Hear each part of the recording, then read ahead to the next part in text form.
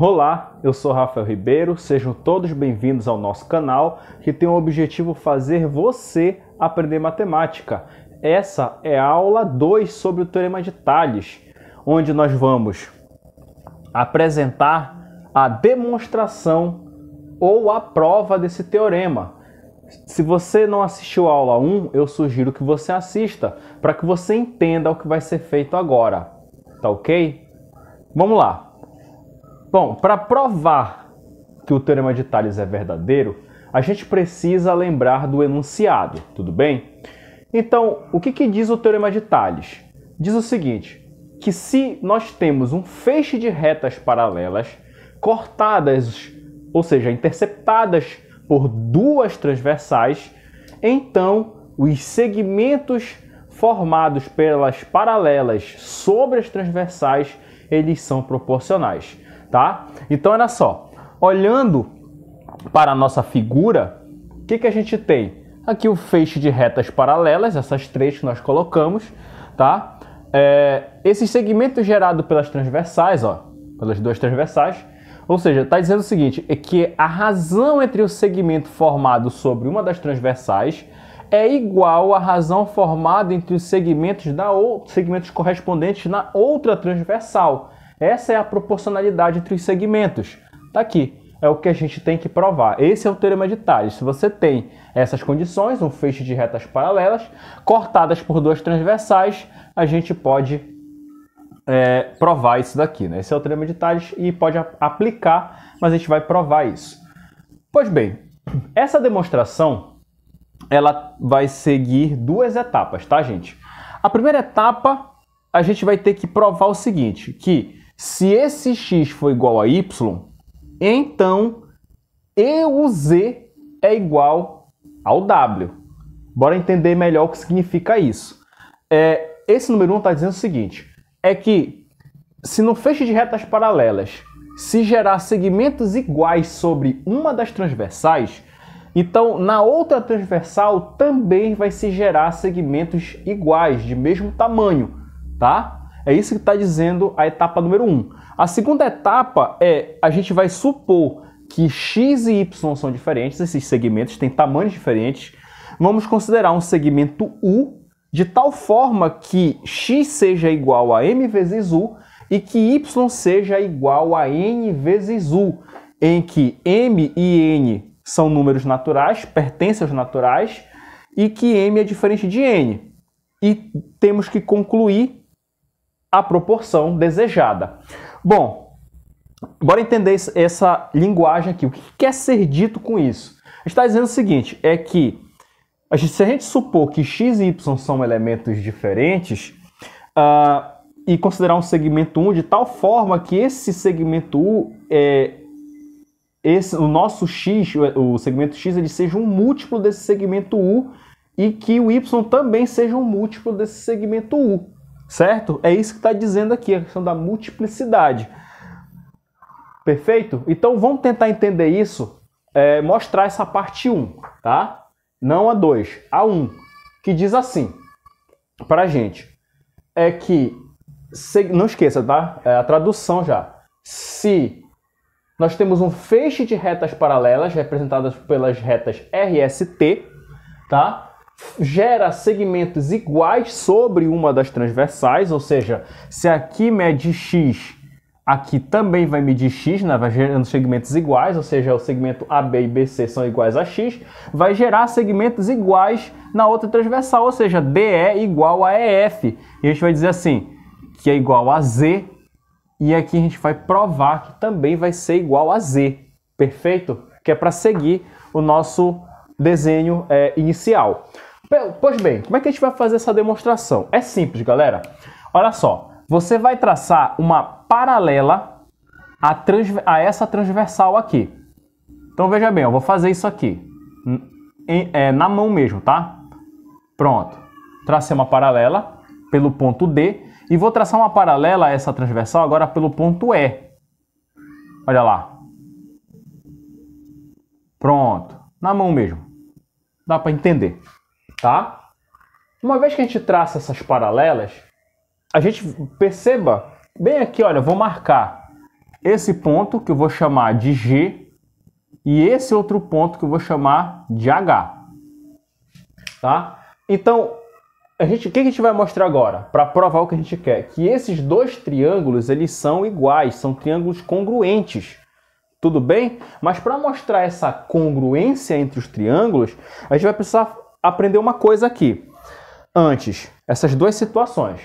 Bom, nós falamos na nossa aula, na demonstração do Teorema de Pitágoras, que foi a aula 2 desse assunto, sobre congruência de triângulos, sobre o que seria triângulos iguais.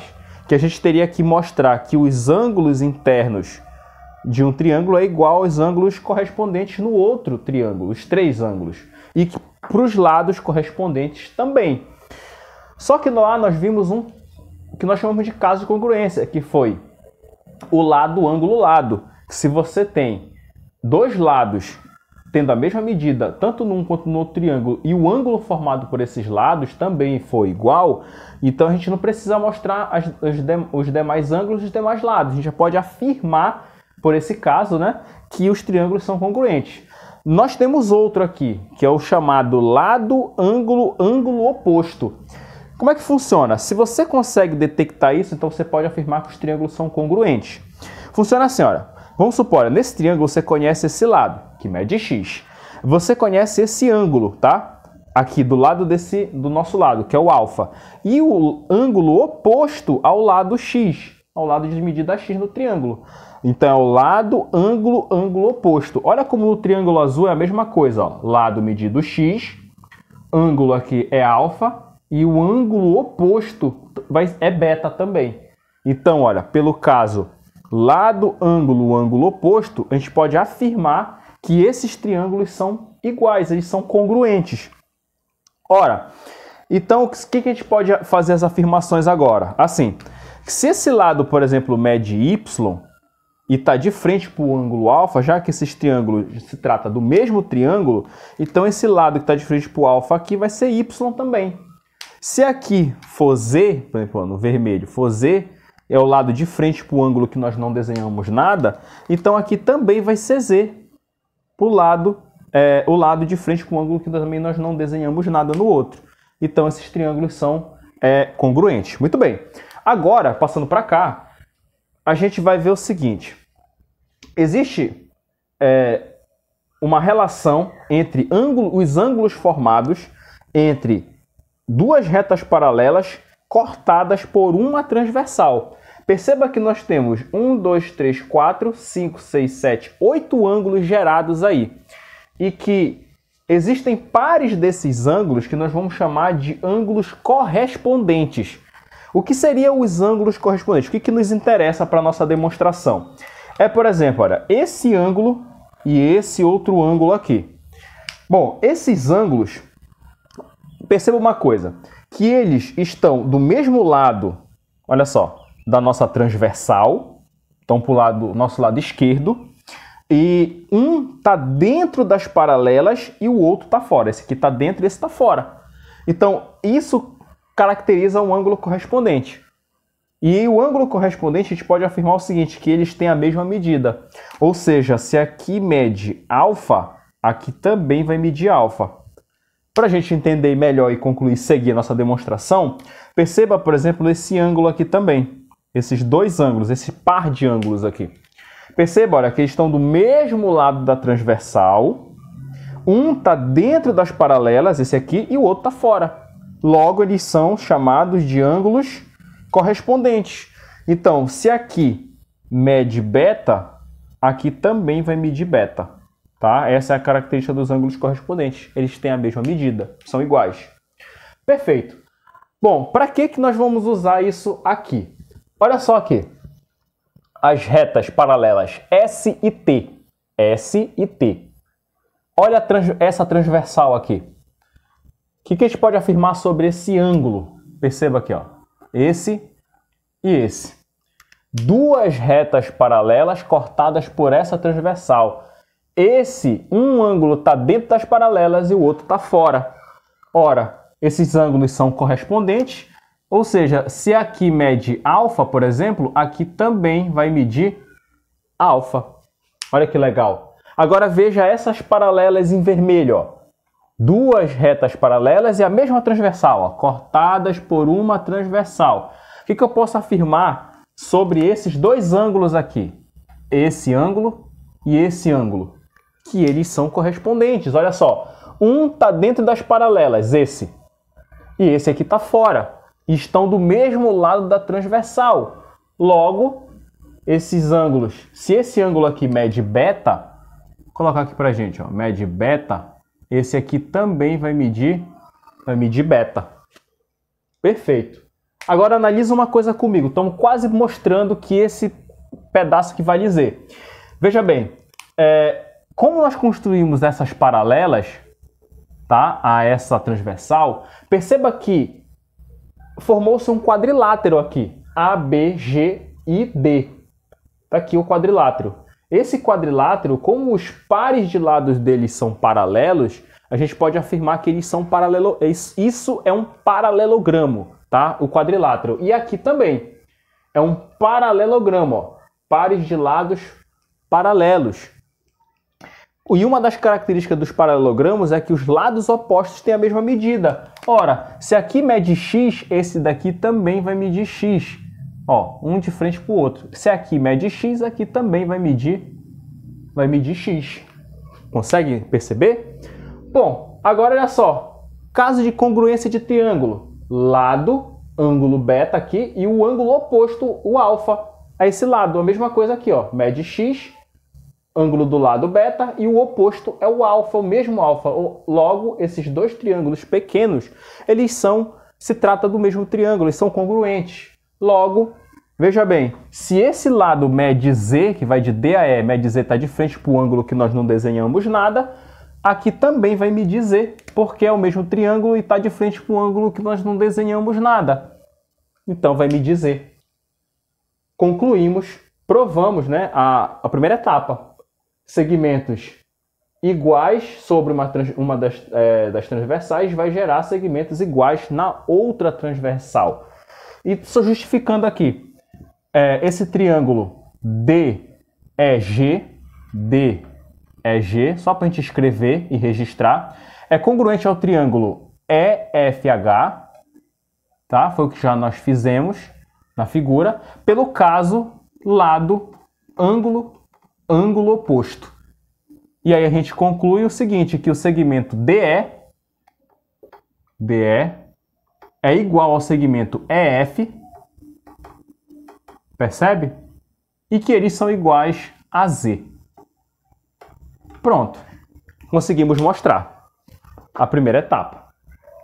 A segunda etapa, a gente vai considerar agora que os segmentos gerados em uma das transversais têm medida diferente, x e y, tá? Então olha só a figura, vamos reproduzir essa nossa figura original para cá, ampliar ela. Tá? Então, esse segmento aqui mede x. Acompanha comigo. E esse daqui vai medir y. Esse aqui vai medir z. E esse aqui vai medir w para a gente acompanhar a nossa figura inicial. Tá? Pois bem, agora o que a gente vai fazer? A gente vai fazer o seguinte. A gente vai traçar outras paralelas, tá? Nesse feixe RST, tá? De tal forma que esse segmento pequenininho que está aparecendo aqui, esses segmentos menores, eles tenham medida, tá? Esses segmentozinhos, ó, eu vou tracejar aqui. Esses segmentos aqui tenham medida U. Todos eles, ó. U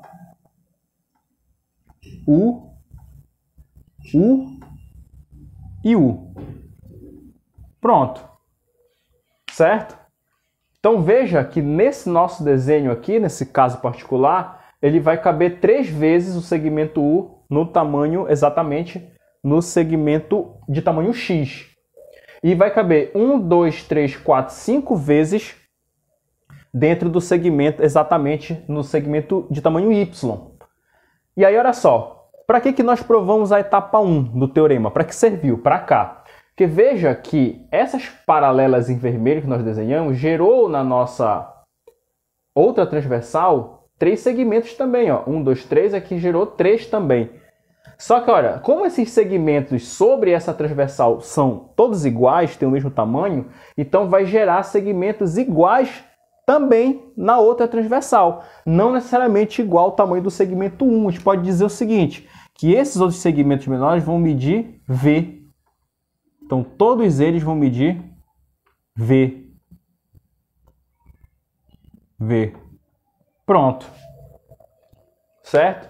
E aí, o que você percebe? Que esse segmento V cabe 3 vezes exatamente no segmento Z e 5 vezes no segmento W. Vamos escrever isso? Então, olha, o segmento X ele nada mais é do que 3 vezes o segmento U e o Y é 5 vezes o segmento U. O Z, tá aqui, ele é 3 vezes o segmento de tamanho V e o W é 5 vezes o tamanho do segmento de tamanho 5 vezes o tamanho do segmento V. Pois bem, e a gente já vai entender, eu vou concluir, a gente vai já entender a questão do M e do N, tá, gente? Que é para fazer a demonstração correta. Bom, mas vamos entender numericamente, depois a gente vai entender para as letras. Perfeito, então olha só, se eu fizer agora, construir a razão entre o segmento X e o segmento Y, o que eu vou ter? Eu sei que o X é 3 vezes U. Então, olha só, 3 vezes U. E que o Y é 5 vezes U. O que você percebe aqui? Que a gente pode simplificar U com U, que a divisão vai dar U. E o que sobra aqui? Sobra 3 e 5, tá certo? Aqui, o Z é 3 vezes V. E que o W é 5 vezes V. Do mesmo modo como na primeira, a gente pode simplificar o V, vai dar 1 essa divisão, e o que resta é apenas 3 quintos. E agora olha só a conclusão, galera, olha que interessante. A razão X para Y está dando 3 quintos. E a razão Z para W também está dando 3 quintos. Ora, se essas razões estão dando o mesmo resultado, eu posso afirmar então que essas razões são iguais. X, Y, Z e W. Essa razão é igual, tá? Porque ambos são iguais a 3 quintos. Essa é a conclusão. X sobre Y é igual a Z sobre W, que é exatamente o que nós queríamos chegar. Olha, a nossa tese. Provamos o Teorema de Tales. Não esqueça que essa sigla significa como queríamos demonstrar, tá? Para a gente entender agora a questão do M, tá?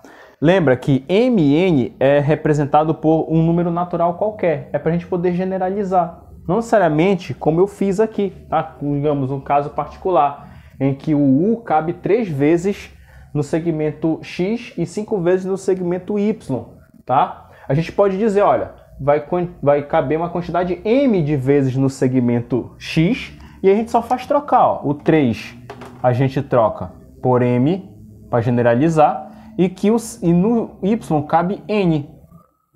Logo, vai caber M também, o segmento V em Z e N em W. E a gente só faz trocar agora os números, ó. Aqui vai ser o M e aqui o N. Só faz trocar. A demonstração é a mesma. Permanece M e o N.